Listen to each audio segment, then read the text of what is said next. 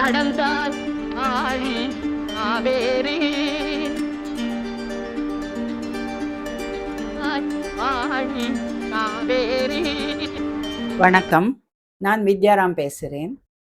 இன்று 23 ஜூன் 2026 எங்கள் அப்பா திரு சிட்டி சுந்தரராஜன் அவர்களின் நினைவு நாள். இன்று அவருக்கு ட்ரிபியூட் செய்யும் விதமாக நான் அவருடைய முக்கியமான புஸ்தகமான நடந்தாய் வாழி காவேரி திரு தி ஜானகிராமன் அவர்களும் எங்கள் அப்பாவும் சேர்ந்து எழுதிய புத்தகம், அதனுடைய ஆடியோ புக்கை தொடங்க இருக்கிறேன்.